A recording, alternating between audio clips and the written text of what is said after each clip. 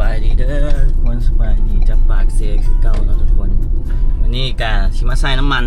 มาเบิ่งกันว่าราคาน้ำมันอยู่ลาวที่ราคาเท่าไหร่ทุกคนตัวว่าที่แพงก่อนอยู่ไทยป่ะแพงก่อนไหมครับแพงก่อนไหมครับอันนี้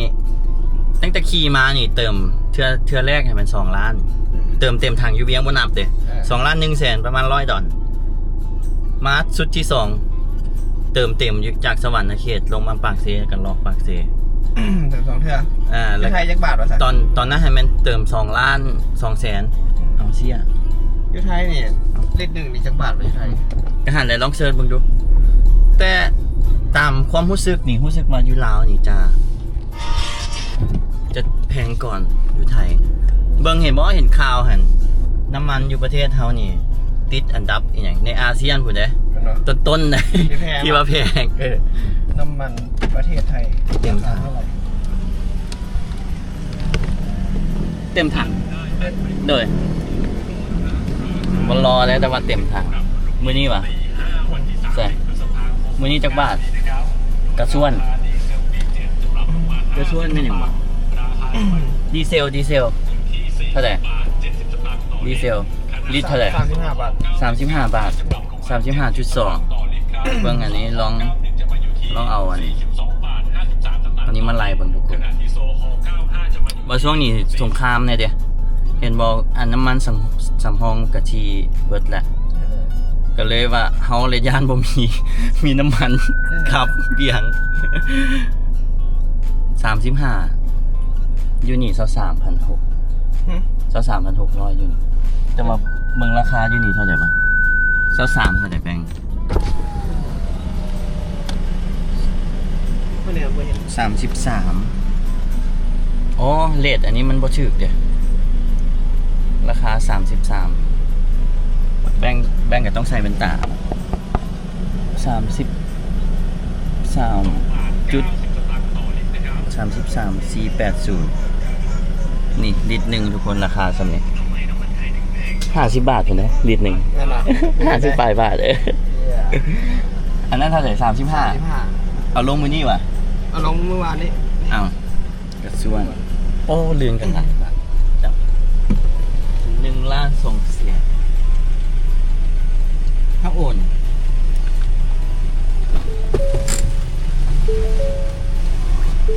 โอ้แต่ว่าน้ำมันนี่ครับแพงมันอยู่ไทยเนาะ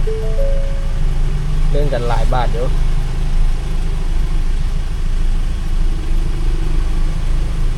อยู่ไทยมีแต่35นี่50 บาทเดือนกันประมาณ15 บาทวันนักเนาะขับรถขี่รถไฟฟ้าตรงนี้ก็ถือว่าได้เปรียบหน่อยประหยัดก่อนอาจจะเสียเวลาเสียเวลาฉากแป๊บเดียวเนาะเนี่ยลิตรหนึ่งลิตรอันเติมไปเมื่อกี้นี่เบิด35ลิตร35ลิตรลิตรละ33 480คันไลน์เป็น33 480คูณเรทเท่าไหร่7เท่าไหร่เงินบาทอ่ะ670ดิเอา70ต้องหารเนาะ33หาร70ประมาณ50 บาทถ้าไปขี่รถไฟฟ้ากันลิตรเนาะลิตร1 50 บาททุกคนแพงได้อันนี้มันดีเซลได้นี่ดีเซลอ่ะเป็นกระส่วนเป็นดีเซลเบนซินนี่แพงรถแบบรถพวกรถกอบรถเก่งนะกินกระสุกินแอสซังเด้แพงกันบ่แพงอันนี้ก็เป็นราคาทุกคนสรุปก็คือราคาน้ำมันมื้อนี้เนาะมื้อนี้วันที่30 เดือน 5 ปี2025ราคาน้ำมันก็ประมาณ50 บาทรายถ่วนนะ50ซะแต่ว่าคันเลทน้องนี่มันแพงกว่านี่แพงเนาะ50 บาทคันลายเป็นดอลลาร์เท่าไหร่นี่ยูโรนี่มันต่อลิตรเนาะทุกคนอันนี้ต่อลิตรประมาณ 1.5 อันนี้มันราคาต่ำเว็บแลกเปลี่ยนเงินออนไลน์แต่คันแม่นเรทตัวจริงมันจะสูงกว่านี้ว่าจะขี่รถ นะอย่าขี่รถจักร อันนี้ กับพวกเปลือกนั่นเลยค่ะ อันนี้เอารถอันนี้มานี่มันขนเครื่องให้ไอโซซื่อๆเลยปกติอยู่เวียงกับบริขี่เนาะทุกคนขี่รถจักรช่วงนี้ก็ประหยัดเด็ประหยัดได้สำเร็จเขาก็เอาไปวันนี้เข้าไปตลาดต่อทุกคนเราคอมเมนต์มาเบิ่งเนาะทุกคนอยู่ประเทศทุกคนบอลที่ทุกคนอยู่ว่าอยู่ไทยบ่หรือว่าอยู่อเมริกาอยู่ต่างประเทศคนลาวเฮาคันไล่เป็นลิตรละเท่าใดลองคอมเมนต์มาเบิ่งนะทุกคนวันนี้เขาสิไปตลาดต่อเนาะเพราะว่าคลิปตลาดนี่ให้แบ่งทายซะเอาบ่แม่นเบิดหรือว่าแบ่ง เขาปิดเมื่อเข้ามากับไอ้เหี้ยเกือบหัก ใช่บ่ มือมาเซอร์ปีอะ คันปิดก็บ่เป็นหยังแผนสำรองเฮาก็ไปซื้อซีนอยู่บิ๊กซีเลย บิ๊กซีอ่ะ โอ้อันนี้บรรยากาศยังบ่ปิดติแบง แต่ว่าอันบ้านขายของกินบ่ฮู้ว่าปิดยังน่าจะยังบ้านขายของกิน มีแต่พวกมาลุกตุกติกอยู่เนาะแม่นวันศิลป์ว่ามื้ออื่นนี่ นี่ขายบ่ ขายมันเบ่งไปซื้อไข่ไปไว้เด้เพราะว่าเฮากบมาอยู่นี่นะกินยากนี่อยู่บ้านในโซนส่วนหลายไม่ได้โซนหมดเลยก็เลยแบบมื้อนี้เฮาก็ออกตลาดให้ซะ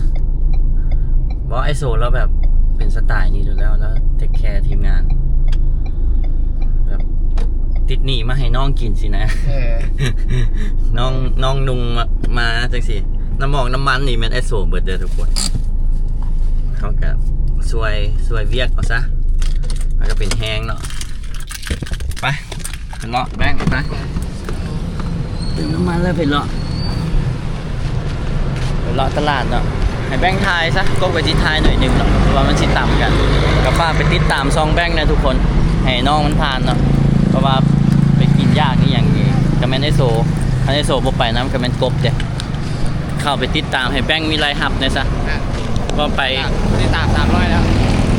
แบงค์มีรายรับเขากับสิสบายโตเพราะว่าไปกินยากกินบอกกินเบียร์เนี่ยก็แม่นเฮาเด้อ้ายใหญ่เอาไปแล้วก็ใส่เวียกมันเอาแบงค์แล้วลืมไปติดตามเนาะซองแบงค์พันมันผ่านซะผ่านแล้วก็จึงได้กลับเวียงเด้ถ้าบ่ผ่านบ่ได้เมื่อเลยผ่านลงแล้วอ่ะไปถึงเลาะตลาดมันถ้าสีมีอย่างที่บอกครับตอนนี้จะโมงละตอนนี้5:50ทุกคนผูวะกินอย่างวะสมหมูอ่ะ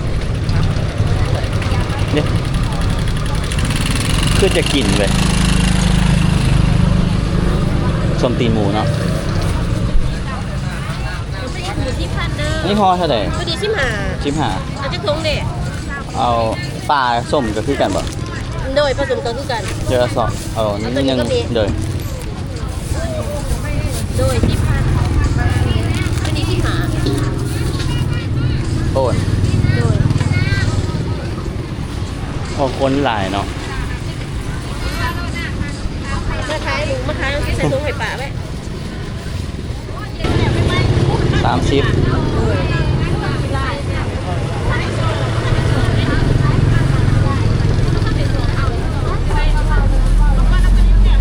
เรื่อยๆ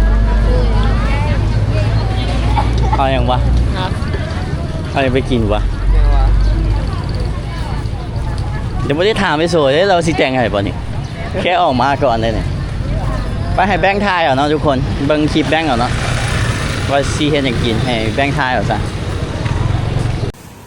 มาแวะซื้อ CP เนาะทุกคนเจอว่ะเชี่ยว่ะเนี่ยเป็นเด็กปากเซ่ว่ะว้าวคลิปแวะไปซื้อเครื่องตลาดมาเลยไหลยังมาเลยฮะไหลยังโอ้ได้หลายอย่างมื้อนี้จะกินเจ้ามักเลนเด้ไปซื้อ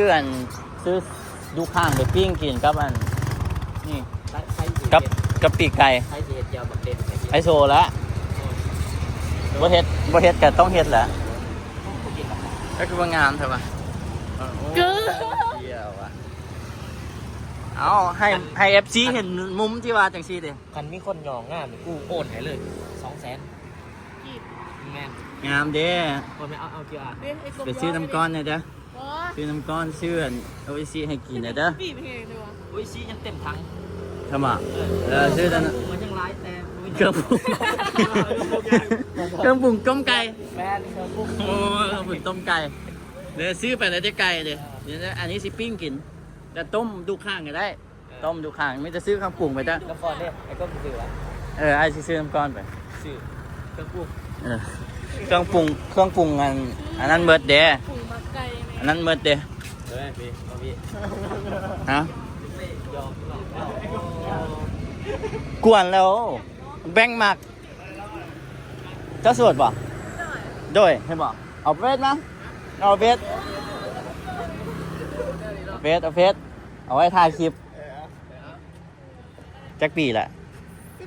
19โอ้ต้องซื้ออย่างนี้ปิงปอง คือเข้ากันเลย บางนี้ปิงซู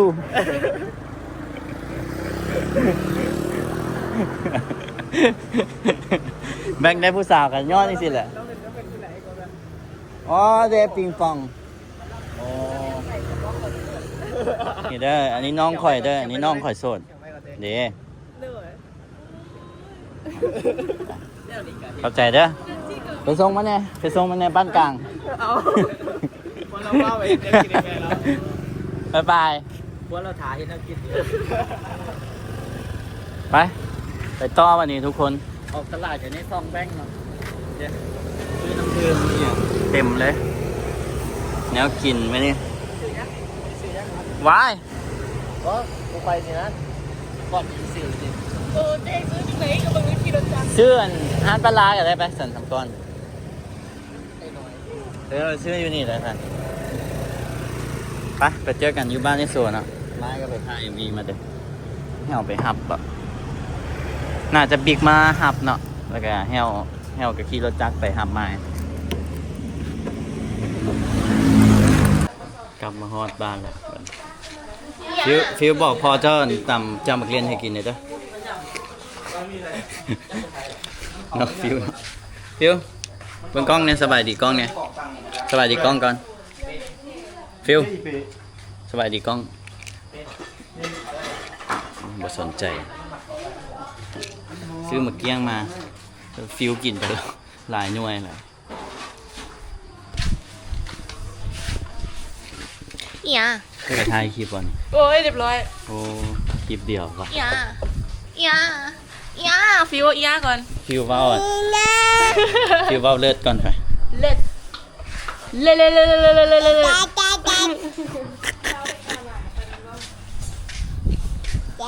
พี่ละสิเล็ด เลิศพี่ละสิเล็ดอันอุ้มนี่โบแมนอย่างเดิม